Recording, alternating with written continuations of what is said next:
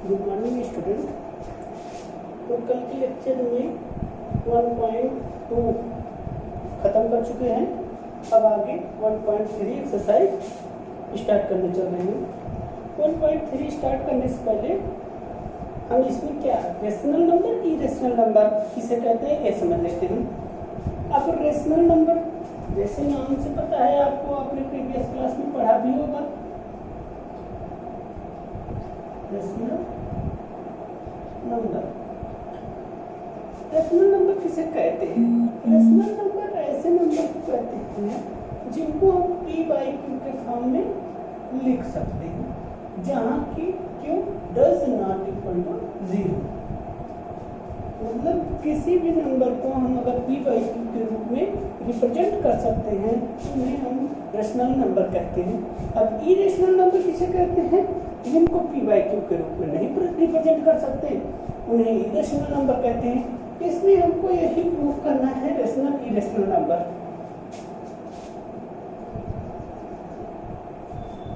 जैसे कुछ एग्जाम्पल दिए गए हैं जिसको आप पढ़ लेना। थ्योरम जैसे 1.3 है, तो हाँ 1.3 थ्योरम जो है उसको 1 मिनट में समझ लेते हैं। है कुछ नहीं, इसमें कह रहे हैं जैसे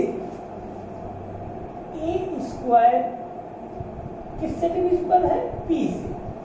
अगर ए स्क्वायर p से डिविजिबल है तो a भी p से डिविजिबल होगा। सही है, यही थ्योरम बता रहा है। जैसे ए स्क्वायर ए की स्थान पे हम ले लेते हैं 6, तो a का स्क्वायर करेंगे मतलब 6 का स्क्वायर करेंगे, कितना हो गया? 36। ए डिविजिबल है किससे? p इक्वल टू मान लो 4 ले लेते हैं। तो अगर a स्क्वायर मतलब a स्क्वायर के स्थान पे 36 है और p के प्लेस पे 4 है, 4 9 जा 36।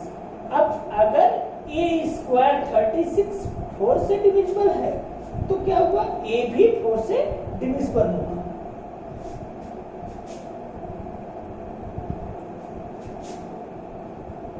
जैसे 6 2 2 जा 4 2 3 जा 6 डिविजिबल हुआ, इसके फैक्टर हुए। यही हमको इस थ्योरम में बताया गया है। इस थ्योरम का मेन मोटो यही था। अब इसी के अकॉर्डिंग हमको थ्योरम 1.4 √2 इज इरेशनल प्रूफ करना है, √3 इरेशनल प्रूफ करना, ये सब बुक में दिया गया है, आप पढ़ लेंगे। बहुत ही इम्पोर्टेंट है ये सब, एग्जाम में अक्सर पूछा जाता है। एक क्वेश्चन इससे एग्जाम में आना मस्ट है। तो हम एक्सरसाइज, ये तो क्वेश्चन सॉल्व भी है, हम एक्सरसाइज के क्वेश्चन 1 को सॉल्व कर देते हैं। सेम वैसे है, या तो आप एग्जाम्पल को बुक से पढ़ लेना, एक्सरसाइज के क्वेश्चन हम सॉल्व कर देते हैं। एक जैसे वहाँ √2 दिया गया है एग्जाम्पल में, √3 दिया गया है, यहाँ √5 को प्रूफ करना है। तो हम एक्सरसाइज 1.3 के पहले क्वेश्चन को सॉल्व कर देते हैं। इसमें कह रहे हैं proof that √5 is irrational number. इसमें √5 को पूछा है, proof that √5 is irrational number. अब आइए हम इसको सॉल्व करते हैं। करना क्या है, पहले हम कंसीडर कर लेते हैं। लेट अभी कह रहे हैं √5 इरेशनल प्रूफ करना है, तो हम √5 को कहते हैं इरेशनल नहीं है, रेशनल नंबर है। पहले हम इसको रेशनल नंबर लेके चलते हैं। Let √5 is rational number. हम √5 को रेशनल नंबर मानते हैं। अब इसके अकॉर्डिंग हम प्रूफ कर डालेंगे। अगर रेशनल होगा तो रेशनल प्रूफ होगा, इरेशनल होगा तो इरेशनल हो जाएगा। रेशनल का कंडीशन नहीं फॉलो करेगा तो तो पहले हम उल्टा इसका लेके चलते हैं। उसने कहा है कि √5 को इरेशनल प्रूव करना है, लेकिन हम √5 को रेशनल लेके चलते हैं। मान लीजिए √5 रेशनल है। अब दो इंटीजर हम ले लेते हैं। Therefore we can find two integer. We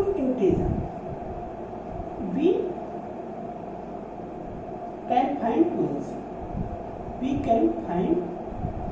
two integer a and b. Two integer a and b. a और b दो हम इंटीजर ले लेते हैं।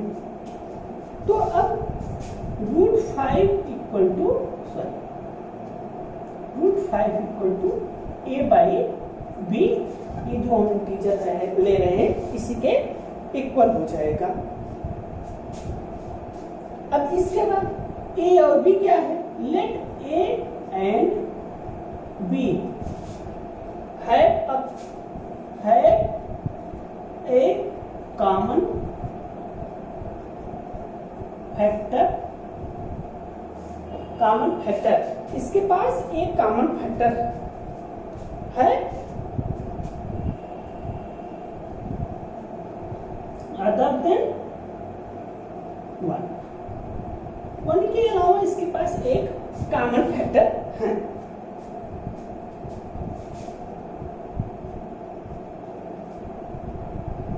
अगर इसके पास कॉमन फैक्टर है a और b के पास, जो कॉमन फैक्टर है वो a और b को डिवाइड करेगा। लिख दो, then we can divide from by the common factor. Then we can divide by the common factor. हम इसको कॉमन फैक्टर से डिवाइड कर सकते हैं। ये ऐसे ही लैंग्वेज लिखना होगा एग्जाम में। इसमें बताया गया है, बहुत कंफ्यूजन नहीं होना है। इसमें क्या है, हमने a और b दो इंटीजर ले लिए हैं, ab, उसके बाद ab में एक कॉमन फैक्टर, 1 के अलावा एक कॉमन फैक्टर है। अगर इसके पास कॉमन फैक्टर है तो 5 को डिवाइड करेगा, सॉरी a और b को डिवाइड करेगा जो कॉमन फैक्टर ab का होगा, क्योंकि कोई भी कॉमन फैक्टर, जो भी कॉमन फैक्टर किसी नंबर का होता है उसको खुद को डिवाइड करता है। And assume that a and b are co-prime। हम a और b को co-prime मान, and assume that a and b is co-prime। इसको हम co-prime मान लेते हैं। co-prime समझ रहे हैं? a and b is co-prime। हम कह रहे हैं a और b co-prime है। अब यहां से इक्वेशन 1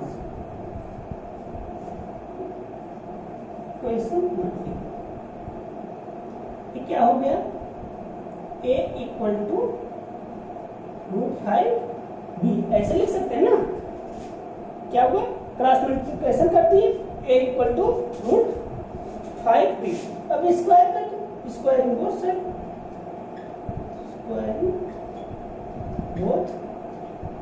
साइड, दोनों साइड स्क्वायर कर दो।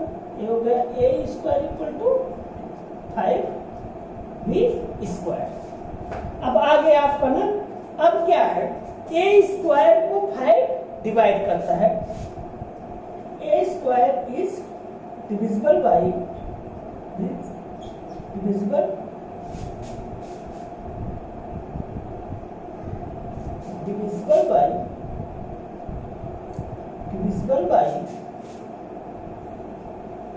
फाइव। ए स्क्वायर किससे डिविजिबल है? 5 से। और जैसे जो हमने पढ़ाया था, बताया ही था, अगर ए स्क्वायर डिविजिबल बाई 5 है तो ए इज आल्सो डिविजिबल बाई 5। ए भी क्या होगा? 5 से डिविजिबल होगा। अब उसके बाद लेट, अभी यहां से a इक्वल टू हम 5 के मान लेते हैं। कह रहे हैं a इक्वल टू 5k, तो a के स्थान पे 5k रख दो, 5k square equal to 5b square. अब जहां a है यही तो ये a के स्थान पे 5k लिख दिए, 5k मतलब 5 का स्क्वायर करनी 25, k square equal to 5b square. अब इसके बाद क्या होगा, 5 1 जा 5, 5 5 जा 25, 5 के square equal to b square. अब यहां से नए टर्म से b square is divisible by 5, then b is divisible by 5। अगर b स्क्वायर डिविजिबल 5 से है तो b भी डिविजिबल होगा 5 से।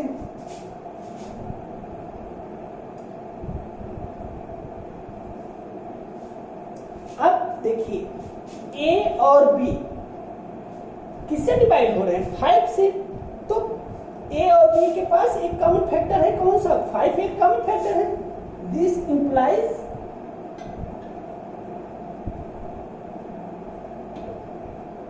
a and b have a common factor, common factor, a और b के पास एक कॉमन फैक्टर होगा।